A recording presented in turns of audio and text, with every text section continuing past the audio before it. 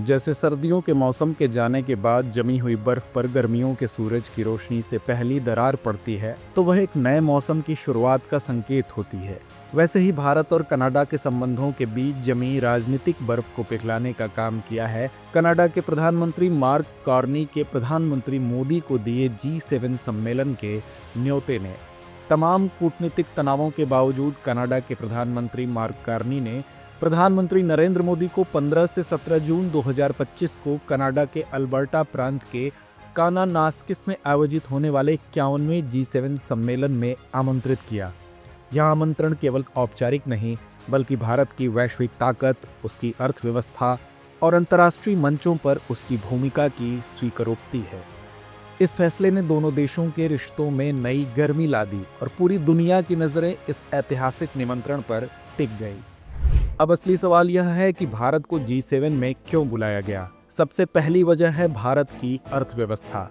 अंतर्राष्ट्रीय मुद्रा कोष और विश्व बैंक के ताज़ा आंकड़ों के अनुसार भारत अब दुनिया की चौथी सबसे बड़ी अर्थव्यवस्था है, जिसकी GDP 2024 में लगभग 4.4 ट्रिलियन डॉलर के करीब पहुंच चुकी है।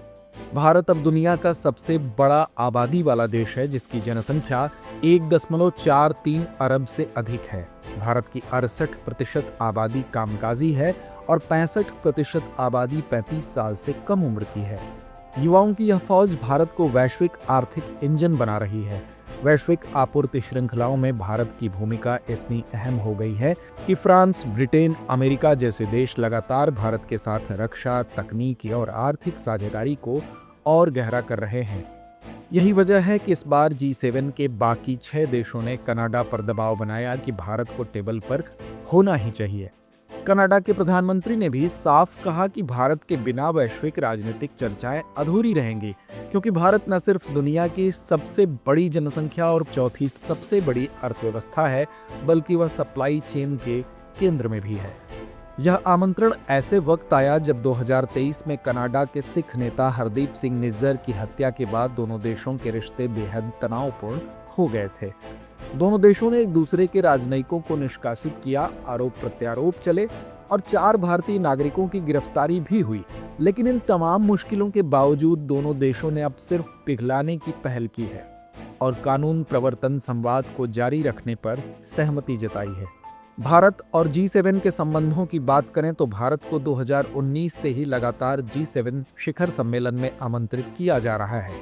प्रधानमंत्री मोदी 2019, 2021, 2022, 2023 और 2024 में भी G7 शिखर सम्मेलन में हिस्सा ले चुके हैं और 2025 में यह उनकी 6ठी भागीदारी होगी।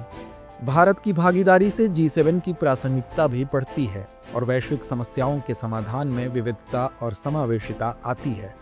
भारत की उपस्थिति न केवल G7 के लिए बल्कि वैश्विक दक्षिण यानी ग्लोबल साउथ के देशों के लिए भी प्रेरणा का स्रोत बन रही है, क्योंकि भारत उनकी आवाज को भी इन मंचों तक पहुंचा रहा है।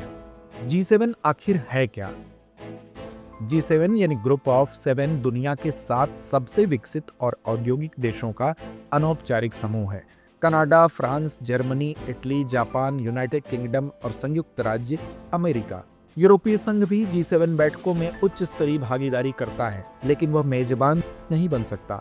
G7 की स्थापना 1975 में वैश्विक तेल संकट और आर्थिक अस्थिरता के दौर में हुई थी, जब 6 देशों France, Germany, Italy, Japan, United kingdom और अमेरिका ने मिलकर ग्रुप ऑफ 6 बनाया था। 1976 में कनाडा के शामिल होने के बाद यह G7 बना। G7 का कोई स्थायी मुख्यालय या सचिवालय नहीं है और हर साल सदस्य देशों में बारी बारी से इसकी अध्यक्षता बदलती है। 2025 में इसकी अध्यक्षता कनाडा के पास है। G7 का वैश्विक प्रभाव अत्यंत व्यापक है। IMF और विश्व बैंक के अनुसार G7 देश संयुक्त रूप से दुनिया की कुल GDP का लगभग 44% नॉमिनल और लगभग 30% PPP के हिसाब से रखते हैं, जबकि इनकी कुल आबादी लगभग 780 मिलियन है, जो दुनिया की लगभग 10% है। G7 के एजेंडे में आर्थिक प्रशासन, अंतर्राष्ट्रीय सुरक्षा, ऊर्जा नीति, जलवायु परिवर्तन, डिजिटल ट्रांसफॉर्मेशन और आर्टिफिशियल इंटेलिजेंस जैसे मुद्दे शामिल होते हैं। हर साल शिखर सम्मेलन के बाद एक संयुक्त घोषणा पत्र जारी होता है, जिसमें साझा नीतिगत प्राथमिकताएं और वैश्विक चुनौतियों के समाधान के लिए योजनाएं तय की जाती हैं। G7 की सदस्यता सीमित और स्थायी है, इसमें विस्तार नहीं किया जाता। भारत जैसे बड़े और उभरते देशों को स्थायी सदस्यता नहीं मिल सकती, लेकिन उनकी बढ़ती वैश्विक भूमिका के कारण उन्हें लगातार आमंत्रित किया जाता है। भारत की अर्थव्यवस्था, जनसंख्या और रणनीतिक महत्व ने उसे आज G7 की चर्चाओं का अनिवार्य हिस्सा बना दिया है। यही वजह है कि इस बार भारत की उपस्थिति को वैश्विक राजनीति में जमी बर्फ को पिघलाने वाली तपिश के रूप में देखा जा रहा है। यह संकेत कि अब दुनिया की बड़ी नीतियां बिना भारत के तय नहीं हो सकती।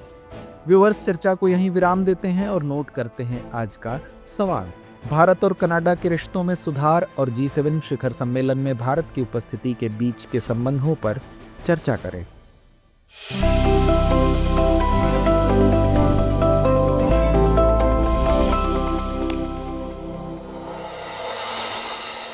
डियर व्यूअर्स, अपने एग्जाम की तैयारी को और बेहतर करने के लिए हमारे चैनल को लाइक, शेयर और सब्सक्राइब करना न भूलें।